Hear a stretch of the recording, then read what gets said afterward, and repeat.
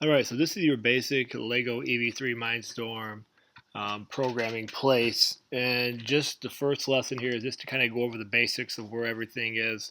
Um, if you've already been programming, this will be a bit of review, but it's always good to kind of make sure you understand everything.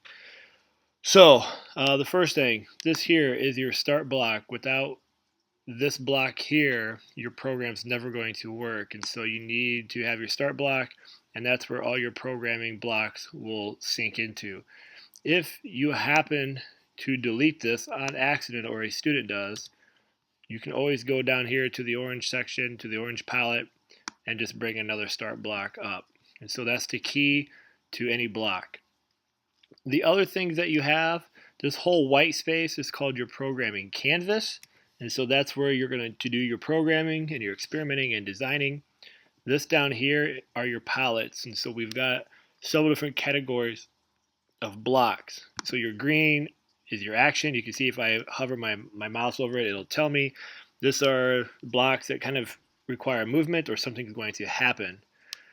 Orange is your flow control, which allows your programs to do a variety of different things, waiting, loops, switching, that sort of thing.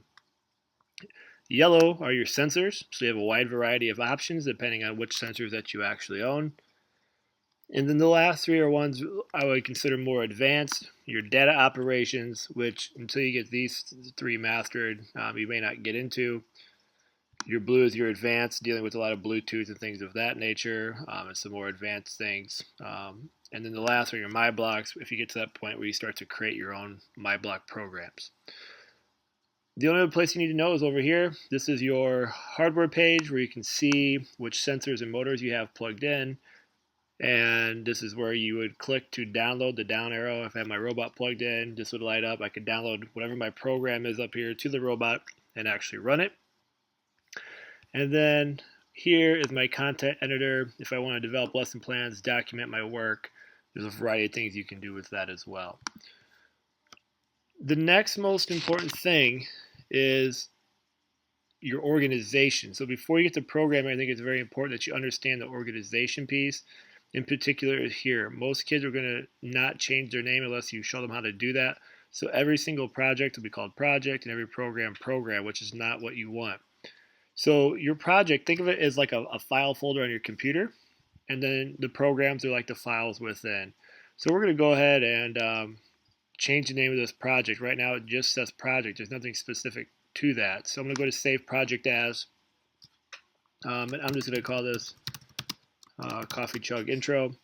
I'm just going to save it to my Mindstorm EV3 project folder. If you're at a school and you need to change it to something else, you can obviously modify that to fit your school or home needs.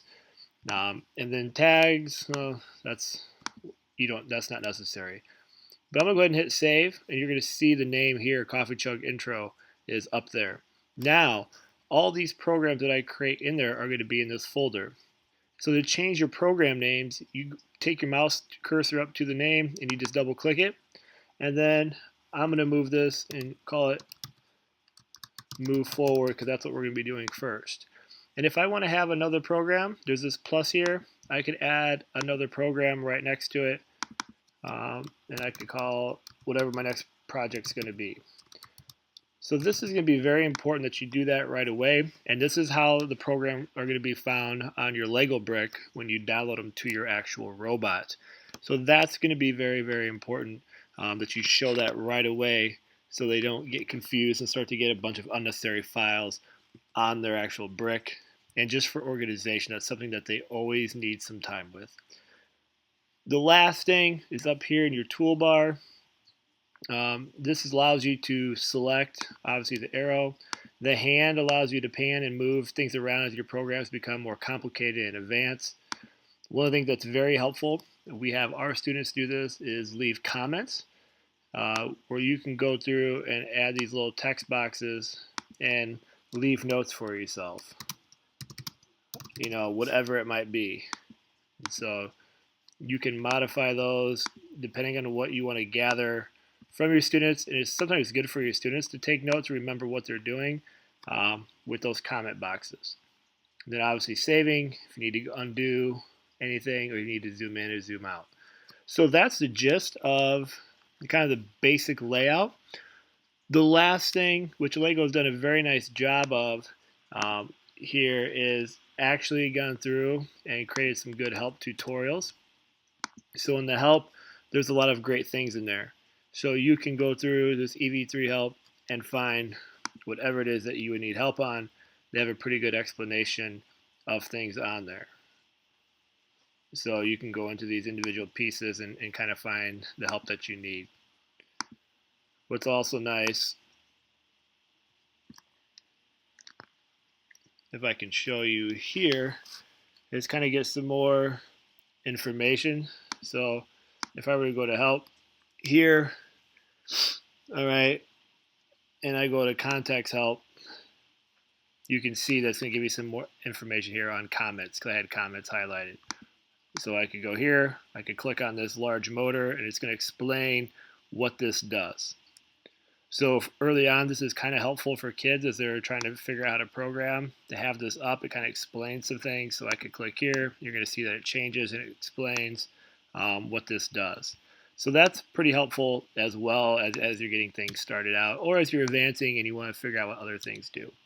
So there's the first thing, just the basics of the EV3 programming software, kind of how to create and edit and save some projects.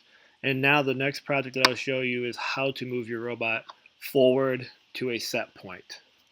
I hope you found this helpful.